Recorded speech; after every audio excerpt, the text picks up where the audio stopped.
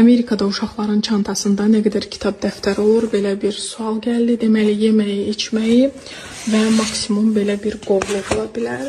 Bu qovluğu həftədə bir dəfə evə göndərirlər. Məktəbdə həftə ərzində gördüyü işləri göndərirlər və ya valideynlərə hansısa xəbərlər olanda, hansısa tədbirlər haqqında məlumat lazım olanda, yəni bu qovluğun içində göndərirlər. Qabaqcadan deyim, ev tapşırığı verilmir. Maksimum ev tapşırığı nə verilə bilər? Məsələn, məktəbdə uşaq nəyisə çatdırmadısa, hansısa bir dərsini onu evə göndərirlər. Uşaq evdə qutarsın, yəni dərsini. Başqa belə sırf ev üçün ev tapşırığı vermirlər. Mən deyəndə ki, ev tapşırığı vermirlər, bəzən başqa ştatlardan yazırlar ki, niyə yalan danışırsınız, bizim uşaqlara verirlər, ay bizim uşaq bağçada da oxuyur, hətta ona verirlər. Yəni bizim burada nə qədər tanışımız var, ibtidai sinifdə uşaqları oxuyan, yəni hamıda vəziyyət belədir, eynidir.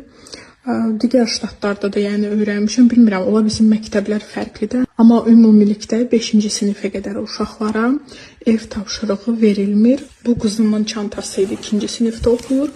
Bu isə əkizlərin çantasıdır. Onlarda da belə bir kitab var. Həftədə bir dəfə kitabxanadan götürürlər özləri üçün oxumağa. Nə bilim, indi kimin marağı nədirsə ona uyğun. Bir həftədə bir dəfə götürürlər və sabah onların kitabı dəyişməyə günüdür. Ona görə çantaya qoyublar ki, sabah gedib dəyişib başqa kitab götürəcəklər. Soruşa bilərsiniz ki, bəs uşaqların kitab dəftəri ümumiyyətlə olmur? Təbii ki, olur. Onları məktəbdə saxlayırlar, yəni evə gətirmirlər. Uşağın ayrıca öz dolabı olur.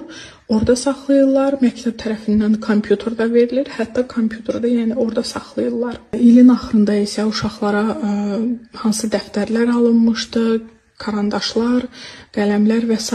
hamısını evə geri göndərirlər. Qaldı ki, ev tapşırıqlarına, ev tapşırıqları burada adətən 5-ci sinifdən verilir. Ola bilsin, ev tapşırığı kimi hansısa proyektlər verilə bilər. Yəni belə.